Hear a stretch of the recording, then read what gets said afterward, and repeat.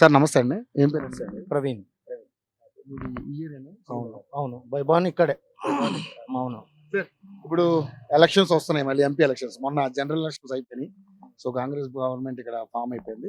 ఇప్పుడు మళ్ళీ MP elections వస్తున్నాయి కాబట్టి ఈ సికింద్రాబాద్ పార్లమెంట్ నియోజకవర్గానికి సంబంధించి ఆల్రెడీ సిట్టింగ్ ఎంపీ ఇక్కడ కిషన్ రెడ్డి గారు ఉన్నారు. మళ్ళీ ఇప్పుడు ఎలక్షన్స్ వస్తున్నాయి. మరి ఎలా ఉండబోతుంది ఈసారి? అంటే కాంగ్రెస్ పార్టీకి అవకాశం ఉందా, లేకపోతే టీఆర్ఎస్కి అవకాశం ఉందా, బీజేపీకి అవకాశం ఉందా? ఈ సికింద్రాబాద్ పార్లమెంట్ పరిస్థితి ఏ విధంగా ఉండబోతుంది? ఇప్పుడు టికెట్ ఖరారైందా కిషన్ రెడ్డికి? కిషన్ రెడ్డికి ఖరారు అయిపోయింది. కిషన్ రెడ్డికి ఖరారు అయితే అతనికే వస్తుంది కంపల్సరీ. అతన్నే గెలిపించుకుంటాం. కారణం అన్న వ్యక్తిగతంగా మంచి వ్యక్తి అతను, అంతేగాని పార్టీ అది ఏమీ లేదు.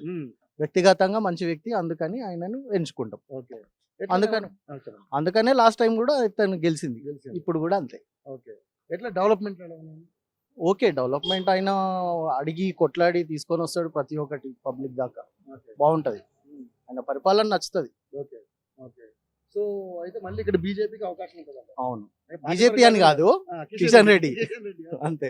ఓకే, సో సెంట్రల్ ఎట్లా ఉండబోతుంది? సెంట్రల్ మేబీ నేను అనుకున్న ఒక్కడికి మోడీ అనుకుంటున్నాను. అవును, నేను అట్లే అనుకుంటున్నాను, చెప్పలేం. ఎన్ని సీట్లు రావచ్చు అనుకుంటున్నారు? అలాగే 370 అంటున్నారు. అంటే నేను గెస్ చేయలేను సార్. మరి మోడీలో వస్తుంది. ఎలా ఉంది సెంట్రల్ లో మోడీ ఉంటే మంచి జరుగుతుంది, మనకి అవకాశం ఉంది? పెద్ద వేరియేషన్ ఏం లేదు, కాంగ్రెస్ వస్తే ఇంకా బాగా జరుగుతుందేమో అని అభిప్రాయం. ఒక అవకాశం మళ్ళీ 10 ఏళ్ళు చూసాం కాబట్టి. అవును, మరి మోడీకే అవకాశం ఉందని చాలా మంది అంటున్నారు. అవును, అక్కడే ఉంది అవకాశం అయితే. బట్ ఏం చేస్తాం, యాక్సెప్ట్ చేయాలి, తప్పదు. ప్రజలతో పాటు అంతే. ఓకే, సో ఇక్కడైతే మాత్రం పక్క కిషన్ రెడ్డి. ఇప్పుడు ఎందుకంటే కిషన్ రెడ్డి గెలిచింది ఇంకా మేము ఇంకా వేరే కాంగ్రెస్ కి అయితే వేసే పరిస్థితులు లేవు. ఇక్కడ క్యాండిడేట్స్ ఎవరు లేరు, కిషన్ రెడ్డికి మించిన మంచి క్యాండిడేట్ ఎవరు లేరు. ఓకే, వ్యక్తిగతంగా ఎట్లా చూడాలి? చాలా మంచోడు, అదే వ్యక్తిగతంగా నచ్చే మేము ఓటు ఎంచుకునేది ఆయన, అంతే. రైటా, థ్యాంక్ యూ. ఎంత రావచ్చు అనుకుంటున్నారు?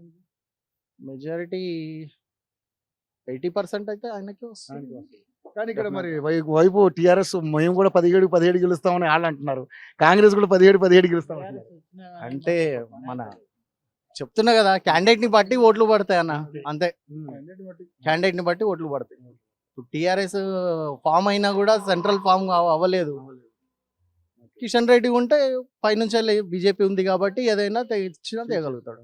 సార్ నమస్తే అండి. ఏం పేరు? నా పేరు కొండలరావు అండి, బి కొండలరావు, బంధం కొండలరావు. మాది ఖమ్మం అండి.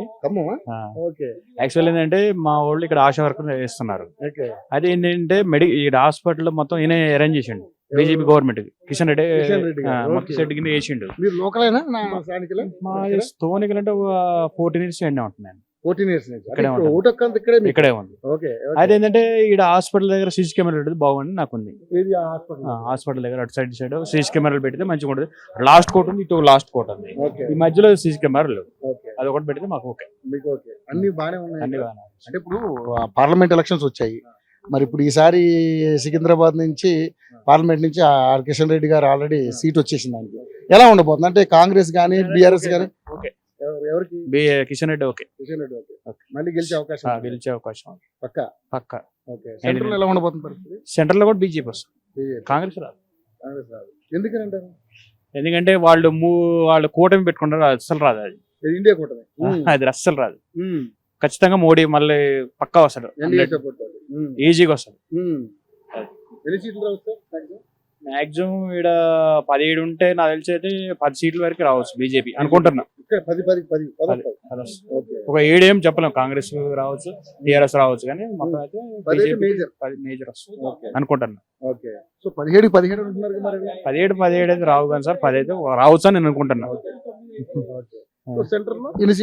సెంట్రల్ లో రావచ్చు సార్, అది సెంట్రల్ లో మనం ఏం చెప్పలేము ఎన్ని సీట్లు వచ్చేది.